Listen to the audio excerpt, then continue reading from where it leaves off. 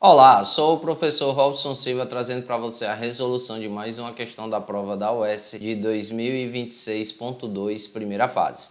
Mas antes de a gente partir para a resolução da questão, deixa eu já te fazer aquele velho pedido maroto. Dá uma curtida aí no vídeo e se não tiver inscrito, peço para que se inscreva.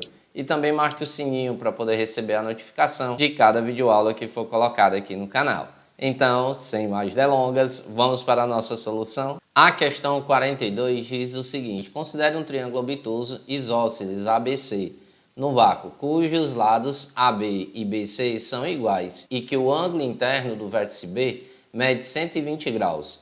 Nos vértices A e C são fixadas duas cargas elétricas pontiformes positivas, de mesmo valor Q.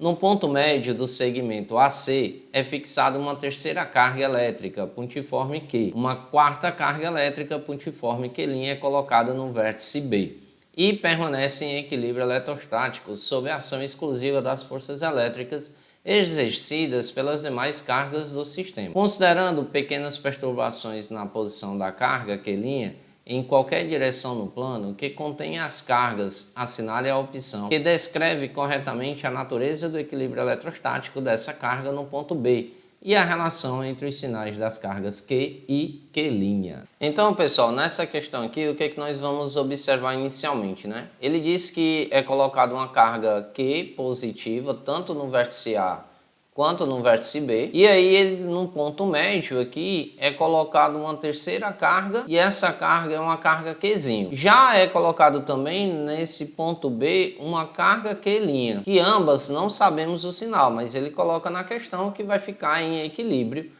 embora ocorra pequenas perturbações, como ele coloca aí no texto da questão. Aí, a partir de agora, a gente vai ter as nossas ideias. Vamos tentar imaginar o que pode acontecer. Se considerarmos que esse aqui é negativo, assim como esse também é negativo, ou seja, sinais iguais. Aí nós teríamos uma repulsão entre elas, contudo, teria uma atração entre esses dois caras. Ou seja, vamos supor que aqui, então, nós teríamos uma atração dele aqui, e teríamos também uma atração dessa carga para cá, certo? Da mesma forma, nós teríamos uma repulsão vinda de lá, que é referente à carga negativa aqui de cima, essa carga aqui que eu estou mencionando. Aí o que vai acontecer? Esses dois caras, tanto a força de A em B e de C em B, geraria exatamente suas componentes, que seriam as seguintes, respectivamente. A do A nós teríamos essa componente aqui, ó, para cá, e essa aqui é uma componente horizontal para cá, em relação a C. Como as cargas são a mesma e o triângulo ele é isósceles, então naturalmente a gente já pode dizer que haveria uma anulação desses dois vetores. Então esse se anularia com esse, beleza? E aí ficaria desse modo. Aí com essa situação então, nós teríamos apenas duas componentes vindo para cá e a outra vindo para cá. Ou seja, garantiria exatamente a posição de equilíbrio para essa dada configuração. E aí, garantindo a questão do equilíbrio, nós teríamos que cargas de mesmo sinal seriam possíveis, né? Ou seja, possuem sinais iguais, né? Isso para o caso de serem ambas negativas. Mas, se ao invés de ambas negativas fossem ambas positivas, o que iria acontecer agora? Com isso, nós passaríamos a ter um novo vetor. Esse vetor agora seria para cá, referente à carga Q', ó. Do Q' viria para cá. Do Q' nós teríamos esse cara. Aí nós teríamos o vetor agora do QA jogando ele para lá, porque é positivo, e teríamos do QB jogando para cá. E aí teríamos as componentes, né, da mesma forma, eu teria aqui uma componente do C vindo para cá e teria uma componente do A vindo para cá. E também se anularia naturalmente. Aí teríamos exatamente vindo para cá e vindo para cá. A componente vertical, tanto de QA em relação a B, como de QC em relação a B. Perceba que eu teria muita força indo para baixo, né, que no caso do nosso desenho. Ou seja, perceba que se ambas fossem positivas, eu não conseguiria ter a condição de equilíbrio, tá? Eu conseguiria manter o equilíbrio da carga Q', da carga Q aqui no ponto médio, né, que ele foi colocado, que seria esse cara aqui. Eu manteria ele em equilíbrio, mas eu não conseguiria ter o equilíbrio exatamente do Q', né? Por conta exatamente dessa força de interação que ambos os vetores seriam apenas para baixo. Ou seja, já fugia a nossa resposta. Então perceba que quando ele coloca aqui possuem sinais iguais, para o negativo deu certo, mas para o positivo não deu. Então já seria uma resposta que não garante uma solução única, né? Ele, no caso, ele deveria, por exemplo, ter colocado ambas positivas ou ambas negativas, para poder garantir que teriam essa solução. Aí o que acontece? Mas, Robson, se fossem sinais opostos, né? E aí, na condição de sinais opostos, vamos fazer a mesma análise, certo? Quando a gente pega aqui o mesmo conjunto, e aí a gente vai analisar agora em relação a elas terem cargas de sinais opostos. Ou seja, vamos considerar que essa aqui de cima, perdão, ela é positiva, né, o Q, e enquanto o Q', vamos considerar que ela fosse negativa. Então agora a gente tem cargas de sinais opostos. Aí aqui nós teríamos, como ela é negativa, teria uma força de atração, envolvendo aqui exatamente entre a Q' e o ponto C, sem nenhum problema. Da mesma forma, nós teríamos uma atração entre a carga que está no A e o Q'.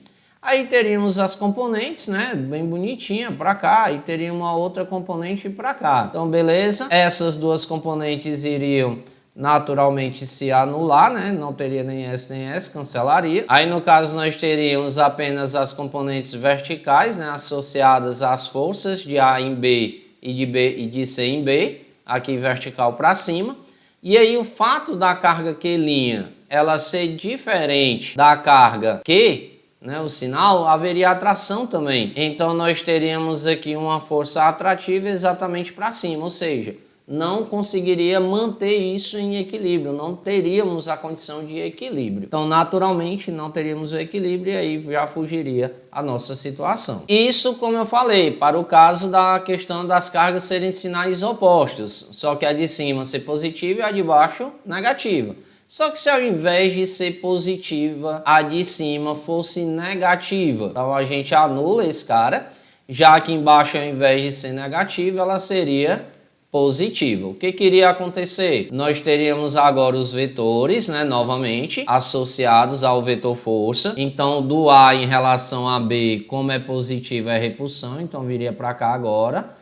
Do C em relação a B também viria para cá, porque também é uma repulsão que está ocorrendo. Aí nós teríamos a componente horizontal para cá e teríamos a componente horizontal para cá. Tanto do A em B como do C em B. Que mais uma vez, o que naturalmente iria acontecer? Se anularem. Então, anularia aqui e anularia aqui também. Aí agora o que vai acontecer? Nós teríamos então apenas as componentes dessas duas forças, de A em relação a B e de C em relação a B, apenas sendo vertical e apontada para baixo. Ambas aqui, certo? Então, duas vertical para baixo. Já entre Q' e Q é uma força atrativa. Então, significa que eu teria aqui uma força exatamente para cima, que seria oposta às outras duas, então seria possível a condição de equilíbrio.